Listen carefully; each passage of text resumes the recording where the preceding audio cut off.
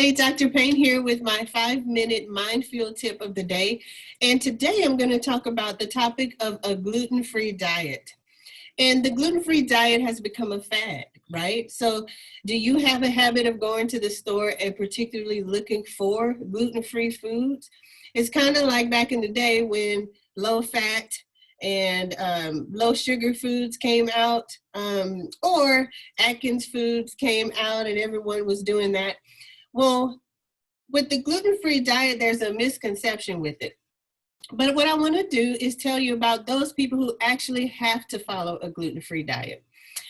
With a gluten-free diet, those people who are in one of two groups have to follow it. And that first group are celiac disease patients. Celiac disease is an inflammatory autoimmune condition, that does occur in the gut. So when someone with celiac disease eats something with gluten in it, gluten, by the way, is in wheat, barley, and rye, will have a huge inflammatory reaction and can result in terrible, terrible discomfort and symptoms, and could be more detrimental to the gut and cause a cyclic reaction where the gut breaks down even more, okay, causing more of a certain type of leaky gut that celiac disease patients already have. And then in that second group, there are those people who are what's called non-celiac gluten sensitive. So they don't necessarily have the diagnosis of celiac disease or have true celiac disease, but their body still does not like gluten. Okay, but they don't have the full-blown reaction to it, the full-blown immune reaction to it. So those people have to follow a gluten-free diet. So they usually stick to gluten-free foods. They stick to meats, legumes, which are beans, vegetables, seafood. I think I said that already. They stick to eggs, those type of things. Now with gluten-free foods, here's the issue. There was a study done in Harvard basically showing that those people who followed a gluten-free diet, who didn't need to, ended up being more obese and gaining more weight and being more unhealthy. And the reason for that is because gluten-free foods tends to have more things to make it taste better, right? So there's more sugar in it or more fat. There's certain things in it so that it will entice you to come back to it, right?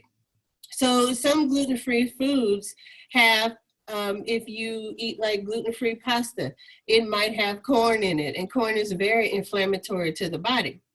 So you have to watch your gluten-free foods, and you've got to read the back of your foods and read those labels so that you know what's in those gluten-free foods. So I want to read this excerpt from that Harvard study, which is shocking. But it said that while many people in a Consumer Reports survey thought gluten-free diets were more nutritious and contain more minerals and vitamins than conventional foods, the opposite is often true. Gluten-free foods are commonly less fortified with folic acid, iron, and nutrients than regular gluten-containing foods. And gluten-free foods tend to have less fiber, more sugar, and fat. Now, here we are thinking, right, that we're being healthier. We're actually putting more junk in our bodies. So that's why it's important for you to get this education, right? So you're not making a common mistake. So several studies have found a trend toward weight gain and obesity among those who follow a gluten-free diet, including those, though, that also have celiac disease.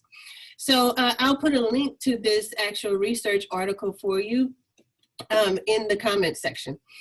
Now, one of the things it mentioned was not having enough fiber in gluten-free foods. Fiber is very important. We're going to end up talking about in my Listen to Your Gut series how important fiber is. But you have to implement it into your diet very carefully, okay? It just depends on your digestion. It can make you feel worse if you eat too much gluten. And if you have, you know those symptoms, right? So, but with fiber, if you eat a lot of foods that are lacking fiber, then it could result in an issue with you having what's called gut motility issues. your gut needs to move, okay, in order for it to digest food. And if you have problems with gut motility, it can result in constipation, basically chronic constipation. So with these gluten-free foods, in summary, if you're not celiac disease, and if you're not sensitive to gluten, then it's okay for you to have foods that have gluten in them, okay? But of course, it depends on your body and your needs and your physiology. So just a reminder, these videos are for educational purposes only. They are not to diagnose anything. So don't go out there and say, Dr. Payne told you to start eating this way, okay? So I just want to make a friendly reminder for that.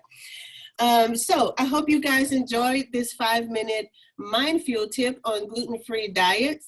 I will post that link, and if you want more information, feel free to private message me, and I will put my website where you can contact me. Thank you, and you guys have a great day.